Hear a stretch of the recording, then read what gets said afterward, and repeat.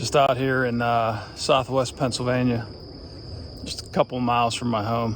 Got the electric bike out today.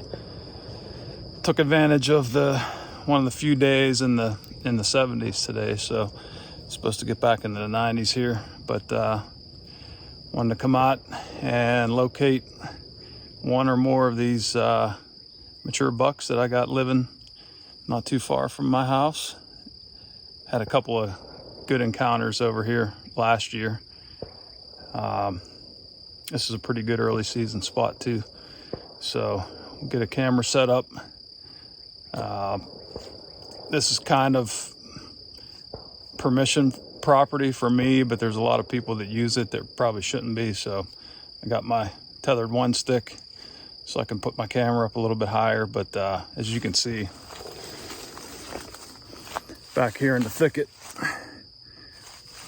never see anybody back here and never have any problems in the thick part, so should be good to go. But just wanted to discuss real quick about the importance of finding some secondary hunting locations, especially for us smaller property owners or leaseholders that, you know, you got to be careful you don't burn up your places. So we learned a good deal of that from Jared last year, who was real selective on when he went into his 15 and killed 2 bucks in Michigan on that piece of property. So something to think about. Don't be afraid to get out there, hunt some public, hunt some permission farms, and have fun. Just shoot some does, shoot some smaller bucks, and who cares? Just keep it fun and keep your really good spots for the best times. And you know, that's a pretty good recipe for success. So think about that if you're not doing that already. I think most guys are, but it's a lot of fun to come out and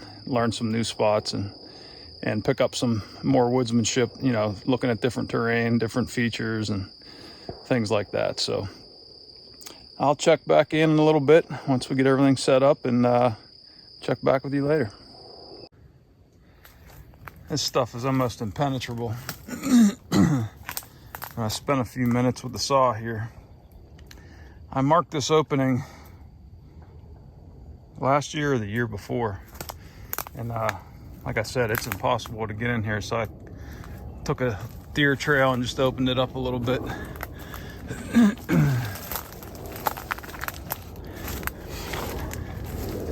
This is real pretty out here and secluded.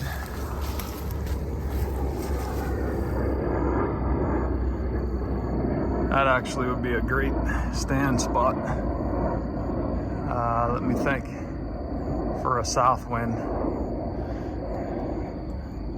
west or south, I think. I thought this might be a good spot for a food plot, but it's an old strip mine. I don't know how good the soil is here. It looks a little bit light.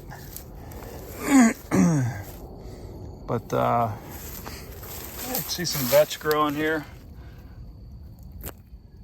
I think this is crown vetch, not like the hairy vetch that Al has in his Vitalized mix, but could be similar. I think the crown vetch has the pink flowers on it like that.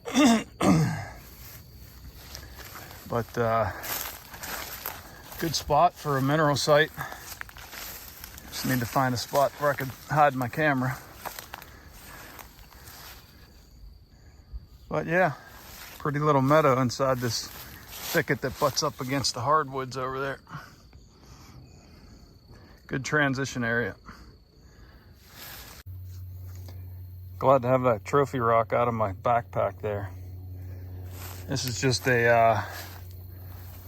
I don't know, probably 1/8 of an acre opening. Like I said, tucked in here in this thicket. And there's a tree on the edge I cleared out a little bit. Hung one of my cheap cell cameras because, like I said, this is private property and I've got permission. I'm allowed to cut branches and put food plots and all that good stuff. In PA, we can have minerals and food out up to 30 days. Then you have to have them gone.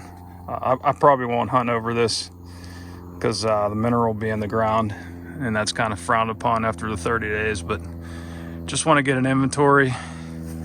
If you drop down over this thicket, it's where I had an encounter with 2 mature bucks on the transition area on the power line further down there. I don't know if you can make those power lines out. It drops down there. Early season last year. And this sort of area, this thicket's really tough to access. So, you know, I marked this, but never really spent much time, but I found a nice trail inside on that transition line along the hardwoods there. So I'm gonna spend some time on this spot this year and try to learn it. Because like I said, I've had some good encounters around this spot, but this is kind of one of the spots I've never dove into. So we'll see. Maybe they're hiding up in here somewhere. If you guys haven't checked out these Tethered One sticks, man alive, they are sweet. Light, fast, everything you want in a stick.